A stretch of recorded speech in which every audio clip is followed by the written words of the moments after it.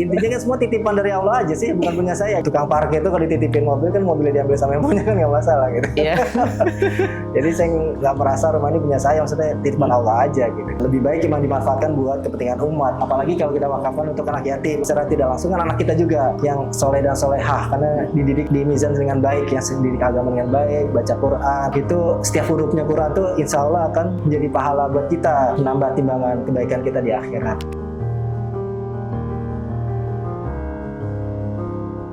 Assalamualaikum warahmatullahi wabarakatuh. Waalaikumsalam. Sahabat Wakif, hari ini merupakan hari yang bahagia, hari ini merupakan hari yang spesial, karena hari ini adalah episode pertama di podcast kami, yaitu Wakaf Inspiratif. Di hari yang spesial ini, kami pun menghadirkan seseorang yang begitu spesial. Jadi kita akan mencari inspirasi dari beliau. Apa yang beliau sampaikan itu akan menjadi inspirasi bagi kita, terkhusus dalam wakaf. Langsung aja kita ke tamu yang spesial ini, yaitu Bapak Heru Santoso. Yes. Bapak, gimana kabarnya, Pak? Baik, alhamdulillah. Masya Allah. Rezeki ya. Datang jam berapa tadi, Pak? Tadi datang habis zuhur tadi. Habis zuhur, Masya Allah. Ngobrol dulu, minum, makan dulu kita ya. Masya Allah. Kenyang jadi enak nih ngobrolnya. Datang dari rumah, Pak. Dari rumah langsung. Dari rumah ke sini tadi. Sebelumnya saya mau memberikan terima kasih banyak sudah meluangkan waktu mungkin ya dari kesibukan Bapak nih. Baik. Masya Allah ya. Jadi kami hadirkan Bapak Heru. Masya Allah. Terima kasih sebelumnya, Pak ya. Ya sama-sama, saya juga senang diundang ke sini walaupun tanpa persiapan ya. Kebetulan saya lagi nggak enak badan, lagi flu gitu. Jadi mohon maaf saya pakai masker nih, Mas. Oh iya, nggak apa-apa, Pak. Nggak apa-apa.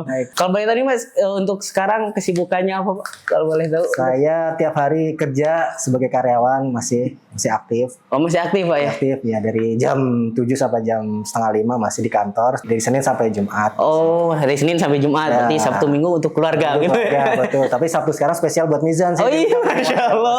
Ya. Ini spesial, jadi hari spesial ya, dihadiri oleh seseorang yang spesial dan beliau menghadirkan ucapan ini spesial untuk Mizan. Masya Allah. Terima kasih, Bapak ya. Sama-sama. Baik. Jadi gini, sebenarnya mengundang Bapak ini kami ingin mendapatkan ilmu gitu. Ingin dapat inspirasi, apalagi dalam wakaf. Karena menurut informasi yang saya terima nih, terkhusus Bapak Heru ini udah aktif berwakaf di Mizan Amanah, Pak ya. Masya Allah. Iya, Kalau boleh tahu nih, Pak, apa sih yang memotivasi Bapak untuk berwakaf gitu, Pak? Di Mizan. Di Mizan Amanah ya. Iya. Jadi begini, sesuai dengan perintah dari agama kita, dari perintah Rasulullah SAW bahwa kita harus mencintai yatim dan duafa. Gitu. Jadi mulai dari situ kita inovatifnya. Jadi kita harus mencintai duafa dan anak yatim. Itu adalah anjuran dari agama kita. Iya. Oke. Yang kedua, memang kalau kita menebar kebaikan itu akan kembali ke kita. Ya. Ya betul. Poin yang ketiga, ya memang ini adalah masuk sedekah jariah ya, yang akan tetap mengalir sampai kita sudah mati pun masih mengalir gitu. Masya Allah. Jadi motivasinya ada 3 gitu. Wah, luar biasa. Nah, jadi penonton, informasi yang saya terima, kebaikan Bapak Heru di Mizan Amanah ini udah mewakafkan 5 rumahnya. Masya Allah. Yang berlokasi 4 rumah di Jakarta dan 1 rumah di Banyumas. Ini luar biasa sekali ya, Pak ya. Ini benar-benar luar biasa, Pak. Menurut kita tuh luar biasa banget gitu. Masya Allah. Kan gini, Pak. Kalau hitung-hitungan kita kan hitung-hitungan dunia nih, Pak ya. Bapak punya rumah gitu. Kalau dikontrakin itu lebih menguntungkan, Pak, dibandingkan berwakaf gitu. Iya, betul. Nah, kira-kira apa sih, Pak, yang bisa menyadarkan kepada keluarga Bapak nih, terkhusus misalkan ke istri, bahwa berwakaf itu tidak merugikan gitu, Pak? Oh gitu. Jadi alhamdulillah gitu ya, istri saya itu memang orang yang suka welas asih. Dia paling iba kalau ngeliat duafa gitu ya, atau anak yatim gitu. Jadi bagi saya tidak sulit untuk meyakinkan istri saya bahwa rumah yang saya punya saya wakafkan untuk yatim dan duafa gitu. Jadi nggak ada yang terlalu berat buat saya untuk menjelaskan, karena emang dia basicnya memang sudah welas asih sama duafa dan anak yatim gitu. Atau mungkin yang mendorong Bapak untuk berwakaf itu datang dari dorongan istri juga mungkin, Pak? Dorongan saya tapi didukung istri. Oh, Masya Allah. Jadi keluarga kompak, Pak. Iya. Jadi Bapak ada keinginan, Ditambah istri juga memiliki keinginan itu, jadi kompak Pak ya. Nah, karena dia memang basicnya saya bilang tadi kelas AC dia sama Dari lahir Pak ya, dari lahir lahir, bawaan dari lahir itu iya. udah Masya Allah. Jadi simpatinya ada, rasa simpati dan empatinya ada ya Pak ya. Betul. Masya Allah, luar biasa. Karena ini Pak, kalau di Jakarta kan hitung-hitungan ngontrak itu Pak dalam 1 tahun. Iya betul. Lumayan. Lumayan gitu. Betul. Saya nggak perlu kerja lagi kan. Iya, Itu udah investasi di dunia gitu. Iya, betul. Masya Allah. Cuman sih dengar-dengar ini Bapak tuh kalau saya lihat investasi dunia dan akhirat itu jalan banget gitu. Alhamdulillah. Bapak main di investasi dengan investasi di saham.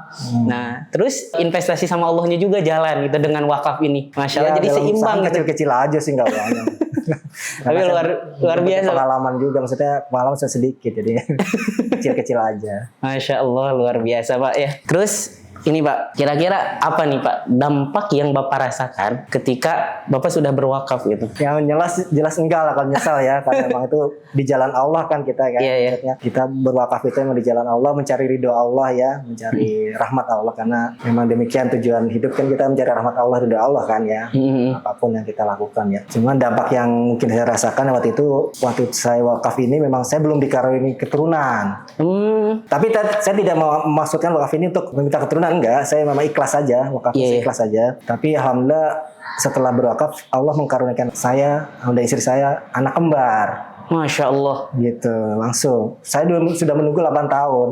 8 tahun Pak. 8 tahun. Jadi selama 8 tahun itu masih kosong Pak? Belum? Kosong, setelah saya nikah 8 tahun kosong. Kita udah sering berdoa siang malam gitu di tanah suci juga berdoa gitu. Jadi ya berdoa aja. Tapi kalau wakaf ini memang tidak kita niatkan buat minta anak ya. Iya. Ikhlas aja lillahi ta'ala. Ikhlas, Masya. Tapi Allah ngasih berkahnya di situ, dapat anak kembar saya kasih. Masya Allah. Jadi setelah Bapak berwakaf, nah itu Allah berikan kasih sayangnya. Iya, ini rahmat Allah ya. rahmat Allah dengan memberikan amanah. Iya betul. Anak dua langsung kembar gitu. langsung kembar. Iya. Masya Allah, semoga anak jadi anak yang soleh atau soleh apa? Soleha. Amin ya Allah ya Rabbal. Udah berapa usianya Pak? Juli ini 4 tahun. Oh Juli ini 4 tahun. Juli ini 4 Masya tahun. Allah. Berarti lahir di tahun 2020. 2022. Iya 2022. 2022. Masya. Berarti Bapak udah mulai berwakaf dari kapan Pak? Dari tahun 2017. Dari tahun 2017. Yang mulai dari yang rumah di Banyumas. Oh, jadi yang pertama diwakafkan ke Mizan tuh Banyumas. Banyumas di Purwokerto itu. Oh, yang di Purwokerto. Ya, betul. Nah, itu gimana tuh Pak bisa tiba-tiba mewakafkan di Banyumas itu? Jadi awalnya memang rumah itu didedikasikan buat bikin restoran, Pak. Restoran buat tambahan buat keuangan keluarga lah, buat cash flow bulanan gitu ya. Tapi qadarullah tidak sesuai rencana yang diharapkan. Jadi bisnisnya, usahanya kita stop. Kemudian saya bingung sama istri, ini rumah kita mau kita jadikan musola atau gimana gitu, atau pengajian atau gimana gitu. Kita masih belum tahu gitu kan. Karena kan saya waktu itu masih tinggal di Timur Tengah ya, saya kerja pas itu di Timur Tengah. Oh, di Timur Tengah di tahun 2000. Saya sempat nggak bisa sempat ngontrol, nanti kan di Banyumas kan, gitu. Sedangkan kalau bisnis berarti kan rumah tuh kosong gitu ya. Jadi saya sama istri bingung waktu itu mau diapain, mau jadi musola. Kita lihat di Google Map udah ada musola dekat situ kan. Jadi ya udah, nah kita pending dulu ya. Kemudian begitu saya cuti, saya jalan-jalan tuh sama istri, jalan-jalan Jakarta biasa. Kalau cuti kan habis itu jalan-jalan di Jakarta ya. Kebetulan lewat di Klender, deket KFC Klender situ, Lampu Merah. Di situ ada asrama yatim Mizan Amanah. Nah, qadarullah mungkin takdirnya memang begitu ya. Iya. Jadi hati saya digerakkan misalnya tuh mampir di situ, Pak. Jadi awal mulanya ke Klender dulu, asrama yatim Mizan Amanah yang di Klender. Enggak disengaja, Pak. Saya keliling-keliling Jakarta aja, kuliner di KFC gitu-gitu kan. Habis makan terus jalan, ada asrama yatim nih. Ya, mampir ya, tanya-tanya ya gitu ya. Iya. Ya sudah, akhirnya mereka memberikan kami kontak person di Mizan Pusat. Oh. Gitu. Mau diapain rumah ini, akhirnya sudah kita dari situ terbuka jalan untuk Mizan. mewakafkan rumah saya di Mizan di Banyumas itu. Oh, jadi di Banyumas 2017 lagi kulineran. Terus jalan cuti waktu itu cuti. Oh, lagi cuti. Pulang dari luar negeri berarti ya? Ya, Lagi cuti dari luar negeri. Gak sengaja lihat ada asrama yatim. Ya, saya mampir situ sama istri. Terus saya ngobrol sini, akhirnya ya udahlah saya minta kontak orang pusatnya gitu kan. Iya. Mau rumah ini enaknya mau diapain gitu kan. Ya begitu ceritanya. Jadi qadarullah nggak ada apa namanya niatan mau ke Mizan Amanah, enggak, tiba-tiba Allah qadarullah ngantar saya ke situ aja gitu. Oh, cuman kalau boleh tahu Bapak tahu wakaf itu dari kapan? Tahu wakaf gitu. Ada niatan untuk berwakaf. Kenapa itu mau diwakafin gitu? Jadi waktu itu kan belum tahu tuh mau jadi musola apa. Akhirnya musola udah ada. Terus yang apa namanya buat pengajian juga belum tahu kontak personnya di Banyumas siapa. Iya. Akhirnya ya udahlah kita serahkan sama pihak yang sudah berpengalaman memanajemenkan urusan umat gitulah. Iya. Gitu kan. Ya jadi Mizan saya langsung kepikir buat Mizan aja buat rumah yatim ya pasti mereka perlu gitu kan karena di Banyumas belum ada waktu itu kan. Iya. Jadi ya itu aja sih. Jadi Berarti dari tahun 2017 udah mengenal wakaf ya? Betul. Dari tahun 2017 sudah mengenal wakaf. Rumah pertama ya? Rumah pertama yang diwakafkan itu yang di Banyumas. Betul. Masya Allah tahun 2017. Nah kan ada 5 tuh Pak ya yang diwakafkan itu ya. Yang pertama itu di Banyumas. Iya. Nah yang kedua itu kedua di mana ya kalau nggak salah ya? Yang di Tebet kalau nggak salah. Oh, kalau di Mizan Amani jadi asrama tahfidz ya? Tahfidz ya. Iya, Masya Allah. Ya. Karena sebelumnya rumah Tebet itu saya jadikan rumah tahfidz. Iya. Tapi saya pikir kurang optimal ya karena cuma rumah tahfidz saja. Saya pengennya di situ juga ada anak yatim juga, rumah tahfidz juga. Jadi double gitu saya pengennya gitu kan. Kebetulan Mizan Amanah bisa mengakomodasi hal itu gitu. Oh, jadi ke Mizan Amanah lagi. Ke Mizan Amanah lagi gitu. Tahun berapa tuh, Pak? Kalau boleh tahu. 2019 kalau nggak salah ya. Jarak waktu 2 tahun. 2 tahun kalau nggak salah. Itu Bapak masih di luar negeri? Saudi, masih di Saudi? Masih. Oh, jadi 2017 masih di Saudi. Ya. 2019 masih di Saudi juga. Pas di akad wakafnya Bapak langsung atau gimana? Datang saya pas cuti. Oh, cuti datang lagi. Di Masya Allah. Di rumah Tebet perjanjiannya waktu itu. Jadi kalau dilihat-lihat nih Pak dari kisah Bapak nih menarik juga. Jadi setiap cuti itu kayaknya ngewakafin rumah. Iya. Rumah tuh. Alhamdulillah sih Masya Allah ya. Itu kan 2017 pulang cuti. Iya. Ngewakafin. Betul. Jadi setiap 2 tahun cuti gitu Pak? Tidak, saya cutinya tiap setahun 3 kali saya. Oh, Masya Allah. Ada rumah diwakafin lagi. Ya, Masya Allah. Karena saya mindsetnya nabung itu rumah bukan uang gitu. Oh, jadi awal juga dari situ Pak ya? Ya betul. Jadi untuk jangka panjang diberikan aset gitu Pak ya? Masya Allah, luar biasa. Terus lanjut ke yang ketiga di mana tuh Pak? Yang ketiga di Klender kalau nggak salah. Klender, Bunga Rampai. Oh, Bunga Rampai. Dekat sama asrama yang dulu pertama saya ketemu itu. Oh, jadi berdekatan? Ya. Makanya saya ragu Mizan Amanah mau nggak ya gitu diambil rumah saya ini lagi buat diwakafkan. Karena memang deketan gitu kan. Dan mungkin cuma 3 kilo apa ya gitu ya. Oh, jadi deket banget gitu ya? 3 kilo apa mau nggak nih ya gitu ya. Ya saya coba aja lah gitu ya. Tawarin lagi ke Mizan Amanah gitu kan. Jadi begitu saya ke sana sama pengurus nganggapnya rumah ini sehari-hari kosong ya Pak gitu. Mungkin dianggapnya saya tinggal di situ. Kan Tebet udah dikasih Mizan. Iya. Kan? Di Jakarta di mana lagi? Gitu. Kata pengurusnya disangkanya sehari-hari saya disuka kosong Pak gitu kan. Saya nggak tinggal di situ gitu kan. Jadi kebetulan saya patuh di Saudi beli lagi di situ gitu kan. Oh, jadi belinya masih pas waktu di Saudi masih di Saudi juga. Terus diwakafin ke Mizan tahun berapa itu Pak? Beda setahun lagi kalau nggak salah ya. Oh, jadi 2017 2 tahun 2019 di Tebet 2021 kalau nggak 20 gitu kan. 2020 atau 2021 baru di Bunga Rampai. Bunga Rampai kecil itu kan sama Mizan direnov akhirnya bisa. Cuman sebelumnya agak ragu nih Mizan Amanah nerima atau enggak soalnya berdekatan sama asrama yang pertama kali Bapak datengin gitu ya. Alhamdulillah Mizan mau karena mungkin target yang sedekahnya beda gitu kan. Oh iya Masya Allah. Beda. Terus yang keempat itu di mana Pak? Yang keempat? Empat di rumah ini. Oh, rumah ini. Iya. Nah, teman-teman, sekarang ya, sahabat Wakif nih ngadain podcast pun di asrama yatim ya yang diwakafkan oleh Pak Heru Santoso, Masya Allah. Ya, yang keempat ini Pak ya. Yang keempat ini. Jadi kalau teman-teman lihat asramanya, jadi kalau mau datang aja, lihat rumah yang diwakafkan oleh Pak Heru itu seperti apa tipenya, ya, lihat modelnya. Teman-teman pun mungkin nanti akan berpikir, wah, rumah ini bener diwakafin gitu ya. Karena luar biasa, saya pun terkaget-kaget melihat bangunannya, bentuk rumahnya gitu ya. Ini orang aneh banget gitu ya. Mau ngewakafin rumah sebagus ini gitu ya. Kenapa lagi-lagi Pak? Intinya kan semua titipan dari Allah aja sih, bukan punya saya gitu. Iya. Ya ibaratnya gitu, kayak Pak Ustadz kita sering dengar ceramah, tukang parkir itu kalau dititipin mobil kan mobilnya diambil sama yang punya kan nggak masalah gitu. Iya. Jadi saya nggak merasa rumah ini punya saya, maksudnya titipan Allah aja gitu. Kalau udah itu kan estafet ke anak saya kan gitu. Jadi apa namanya, ya lebih baik memang dimanfaatkan buat kepentingan umat gitu, untuk mendapatkan apa namanya pahala jariah insya Allah ya. Jadi untuk memberikan keberkahan untuk keluarga saya juga, nanti ke anak-anak saya juga. Jadi kan seperti saya bilang tadi, kalau kita menebar kebaikan itu akan kembali ke dirimu sendiri. Betul. Dan juga ke anak keturunan kita. Masya Allah. Jadi mungkin insya Allah mudah-mudahan anak saya di dunia nanti urusannya dimudahkan, di dunia segala urusan dimudahkan, rezekinya dimudahkan, kesehatan. Amin ya Allah, amin. Dapat pasangan yang soleh gitu, dapat anak yang soleh, hafiz Quran gitu. Jadi harapan saya itu, jadi kalau emang kita menebar kebaikan kepada sesama, insya Allah baliknya kebaikan juga kepada kita dan keturunan kita gitu. Masya Allah. Jadi saya dapat mindset yang bagus nih dari Bapak nih. Jadi setiap kebaikan yang kita berikan kepada orang lain itu pasti balik lagi kepada kita. Betul ya. sekali. Kan ada di Quran itu kan, in ahsantum li anfusikum kan. Betul, Masya Allah. Masya Allah. Nah ini tahun berapa Pak kalau boleh tahu? Ini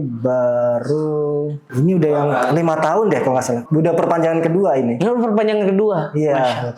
Berarti tahun 2021 perkiraan saya. 2021 betul. Ini baru yang keempat nih Pak. Iya, dalam waktu kurang lebih 5 tahun udah 4 rumah Pak. Iya. 4 rumah yang Bapak wakafkan ke Mizan Amanah. Alhamdulillah. Masya Allah. Dan pada tahun-tahun itu Bapak dikaruniai anak kembar perempuan, Masya Allah. Luar biasa. Ditunggu-tunggu 8 tahun. Sekarang 8 tahun umurnya, Pak? Bukan 4 tahun. Oh, 4 tahun. Nunggunya 8 tahun. Nunggunya 8 tahun. Anugerah yang besar yang nggak ternilai lah. Masya Allah. Terus yang kelima di mana tuh, Pak? Kelima belum, baru rencana. Oh, yang kelima belum. Makanya doain saya punya rezeki lagi nih. Amin ya Allah ya Rabbal Alamin. Amin ya Allah ya Rabbal Alamin.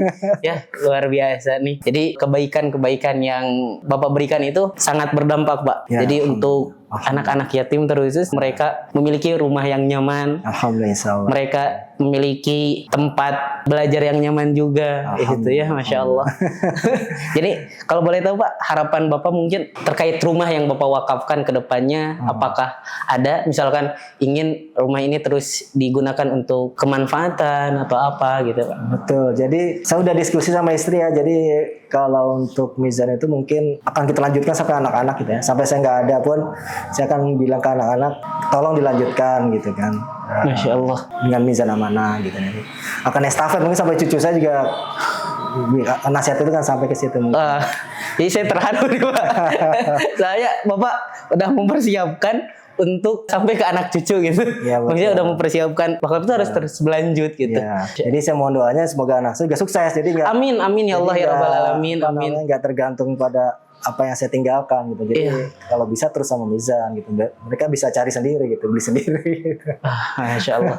Luar biasa Pak, banyak sekali pesan, banyak sekali mindset yang bisa saya dapatkan. Mungkin ini akan menjadi hal yang sangat bermanfaat bagi para penonton kita Pak. Masya Allah. Cuman karena azan ini Pak, sebenarnya saya pengen panjang lebar ngobrol tentang inspirasi wakaf ini. Tapi karena waktu mungkin Pak ya, sebelum kita tutup mungkin Pak, boleh gak Bapak memberikan pesan untuk saya juga penonton podcast ini Pak? Baik. Jadi sebenarnya nasihatnya tepat buat diri saya sendiri sih. Apa yang Allah berikan kepada kita semuanya titipan gitu. Jadi nggak ada yang bukan punya kita, nggak ada gitu. Jadi apa namanya, kalaupun kita punya kesempatan untuk berwakaf, ya wakaf aja, karena itu akan jadi sedekah jariah kita walaupun kita sudah nggak ada gitu kan. Kalau kita mikir buat warisan buat anak cucu gitu kan, kalau anak cucunya soleh-solehah sih nggak masalah, jadi amanah dia kan megang harta kita ya. Kalau enggak kan malah jadi fitnah gitu kan, mereka saling bertengkar satu sama lain berebutan warisan. Tapi kalau kita wakafkan kan itu akan mendapatkan pahala jari yang nggak putus-putus walaupun kita sudah meninggal ya. Apalagi kalau kita wakafkan untuk anak yatim itu kan secara tidak langsung kan anak kita juga yang soleh dan solehah, karena dididik di mizan dengan baik ya, dididik agama dengan baik, baca Quran, tahfiz, itu setiap hurufnya Quran tuh insya Allah akan menjadi pahala buat kita gitu ya, jadi menambah timbangan kebaikan kita di akhirat gitu. Jadi saya lebih itu untuk menasihati diri saya sendiri gitu. Baik Bapak, sebelumnya saya sekali lagi mengucapkan terima kasih banyak sudah menyempatkan waktu untuk hadir di podcast ini. Sama-sama. Ini episode pertama dan ini merupakan sesuatu yang spesial bagi kami, Pak. Baik. Semoga apa yang sekarang Bapak cita-citakan itu bisa tercapai, Pak. Amin. Ya Semoga anak-anaknya menjadi anak-anak yang solehah. Amin. Keluarga Bapak menjadi keluarga yang sakinah, mawaddah warahmah, Pak. Amin ya Allah. Dan semoga setiap kebaikan yang Bapak berikan itu menjadi saksi kelak di hadapan Allah Subhanahu wa taala, Pak. Dan kami dari Mizan Amanah mengucapkan terima kasih banyak kepada Bapak yang sudah memberikan kebaikannya dan mengamanahkan itu kepada Mizan Amanah. Sama-sama.